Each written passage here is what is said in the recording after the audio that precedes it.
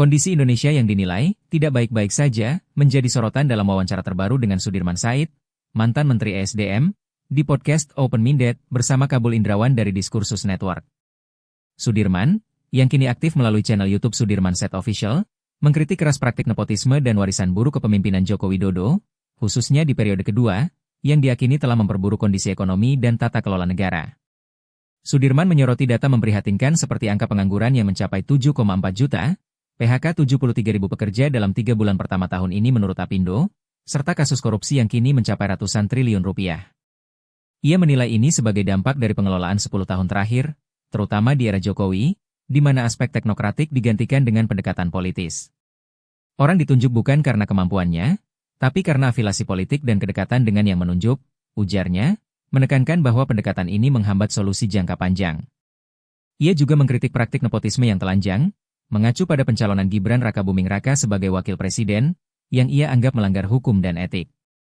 Kalau iparnya presiden terdahulu tidak jadi ketua Mahkamah Konstitusi, apakah perubahan undang-undang itu akan lancar? Kalau tidak ada tekanan pada pemimpin partai politik, apakah putranya bisa lolos? Tanyanya, menggugah kesadaran publik untuk mempertanyakan legitimasi kepemimpinan tersebut. Sudirman memperingatkan, jika tidak dikoreksi, praktik ini bisa berlanjut, bahkan hingga menyiapkan cucu sebagai pemimpin masa depan. Terkait tantangan Presiden Prabowo, Sudirman menyayangkan sikap penyangkalan terhadap masalah ekonomi. Kalau dianggap krisis, solusinya dimulai dengan mengakui ada masalah.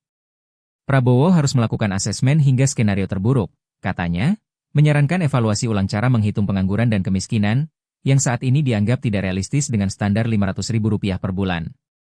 Ia juga menyinggung simbolisme negatif di kalangan ASN dan sekolah, di mana kompetisi dan prestasi diabaikan demi afiliasi. Sudirman mengapresiasi langkah pemerintah seperti swasembada pangan dan pembangunan gudang Bulog, namun meminta kehati-hatian dalam implementasi. Petani butuh pupuk, bibit, harga jaminan, dan infrastruktur seperti lantai jemur. Impor yang berulang justru mematikan kapasitas petani karena kepentingan jangka pendek, ungkapnya, mengenang program BIMAS dan KUD di masa lalu sebagai contoh sukses yang perlu direvitalisasi. Ia juga menyoroti melemahnya peran intelektual dan kampus akibat tekanan, termasuk doxing dan pendekatan militerisasi. Kaum terpelajar harus berani bersuara, seperti Bung Hatta yang terus mengkritik meski di luar kekuasaan. Ini waktunya mengembalikan meritokrasi, tegasnya.